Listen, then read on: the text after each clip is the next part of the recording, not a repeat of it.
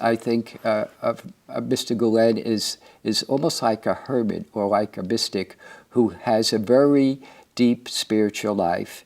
And I think that accounts for the attraction he has to others.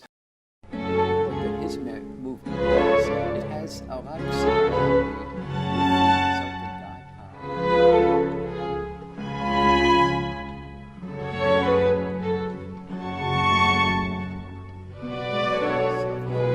Hizmet schools in Turkey. I was there for 10 days.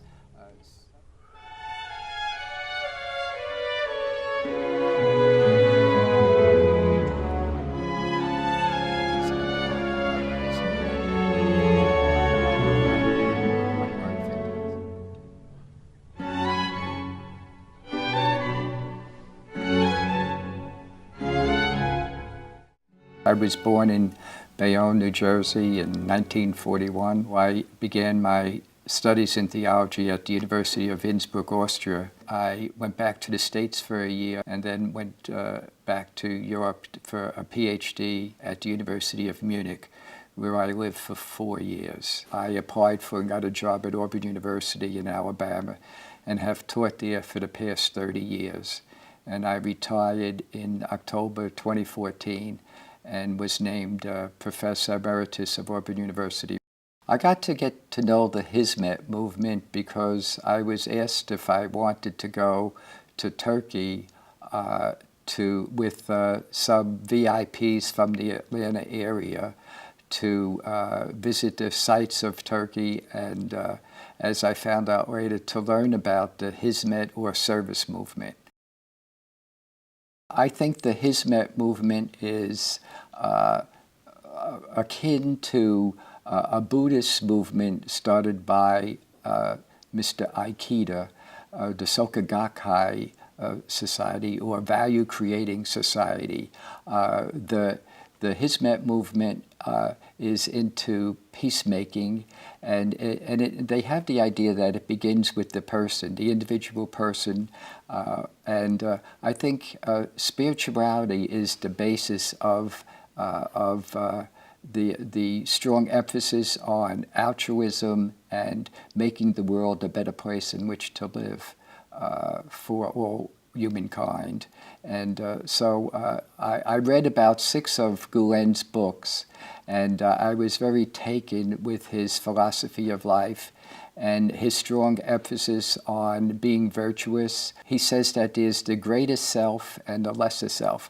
The lesser self is egotistical and is always, it's a person who's always pumping up his or her tires, so to speak.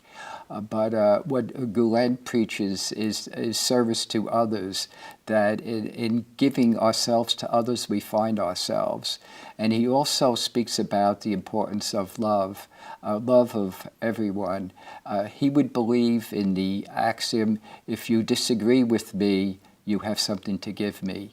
And he would also say, remove from your heart and vocabulary such words as enemy, foe, competition, etc., and emphasize inner peace. I think he asks his followers to be self-sacrificing, to live in a material poor way, and to give what they have of the material goods to others so that they can better their existence. So he thinks that the Western world is oftentimes very materialistic. The whole idea of shop until you drop philosophy that we have, where we have so many malls and people are encouraged to go there and spend time there buying things they don't need that are going to be obsolete, instead of living simply. And his whole message really anticipates the whole environmental message that we have today of saving the planet. So I think he's right on target, and I think what his philosophy is like the wave of the future, how we have to have some kind of poverty of spirit, even though we may have some many things in life, but we have to keep our eyes on the one thing necessary, and that's our relationship to God.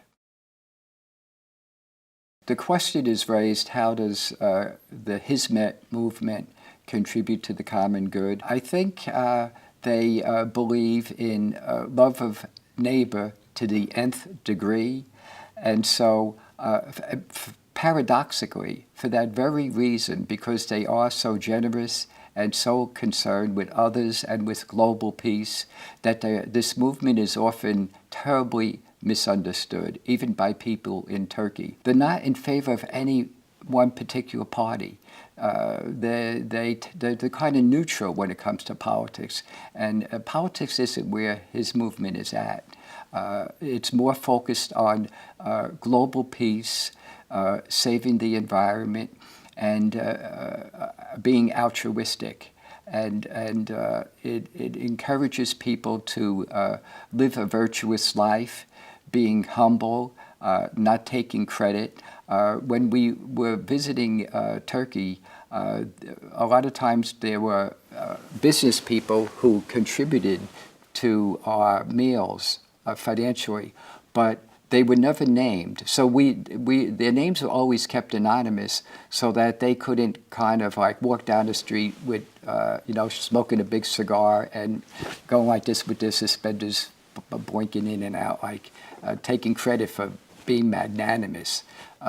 They were told to do this in secret, and that was very admirable. And and also I would say that Gülen got some of his ideas from a teacher who influenced him greatly by the name of Bediüzzaman.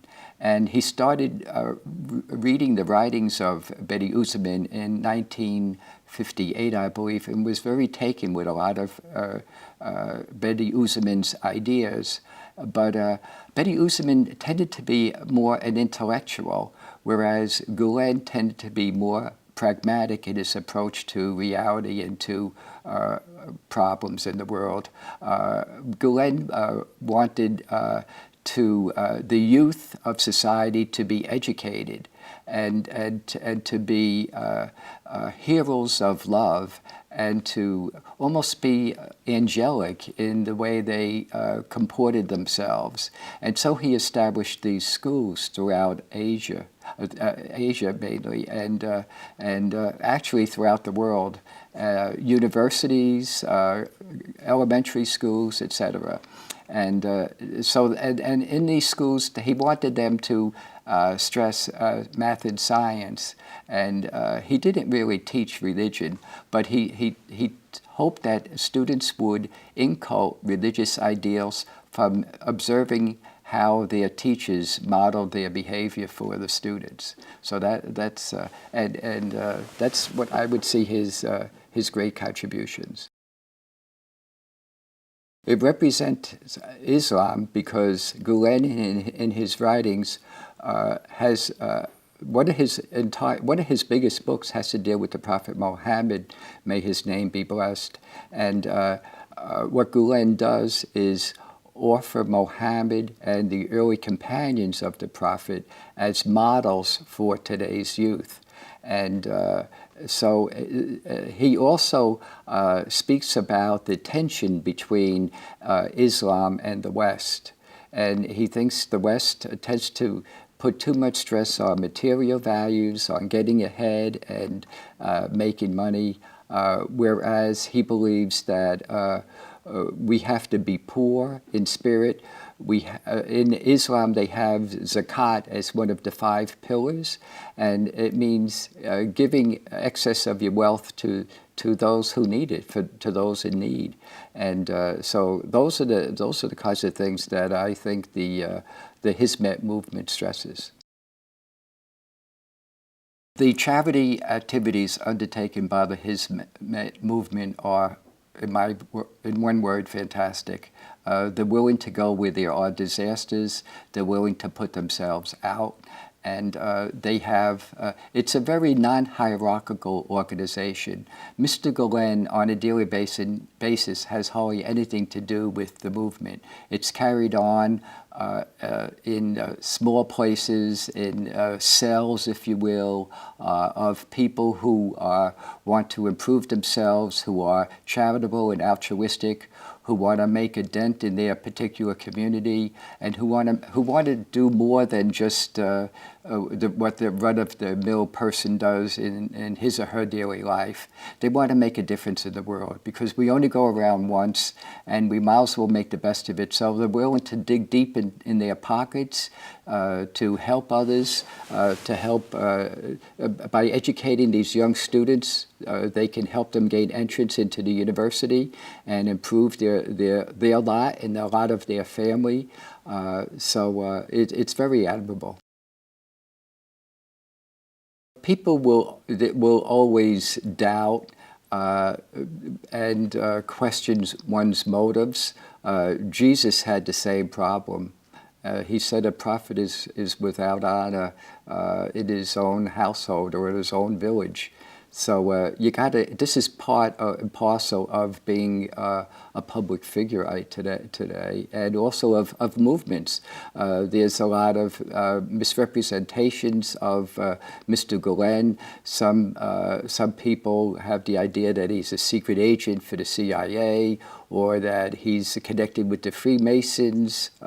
These are really, sensational misrepresentations of Mr. Gülen, and it's rather sad that because if anyone has read any of his books, you'll see what a genuine person he is. He's poetical.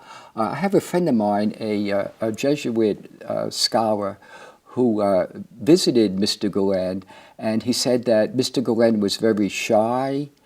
He visited him in his home in Pennsylvania. He hardly made eye contact. He listened more than he spoke. And this particular Jesuit priest had met with 2 or 3 popes. And he said he was more impressed with Mr. Gülen than any of these popes that he had met. He said that he had the feeling that he was in the presence of a very holy person, even a mystic. And I would say that a mystic is a person who is totally without their own ego, who is totally connected with God, so that they would prefer really to pray in the silence of their own heart with God rather than to speak to other people. So in many ways, I think Mr. Gülen is almost like a hermit or like a mystic who has a very deep spiritual life. And I think that accounts for the attraction he has to others, because he's really one of the great charismatic figures of our century, like Mahatma Gandhi and Martin Luther King Jr. and Mother Teresa and people of that sort. I do think that the efforts to create schools all over the globe which reflect those values of dialogue, of openness, of diversity, and one of the best things that is being done in the name of the Hizmet Movement. My beliefs about Mr.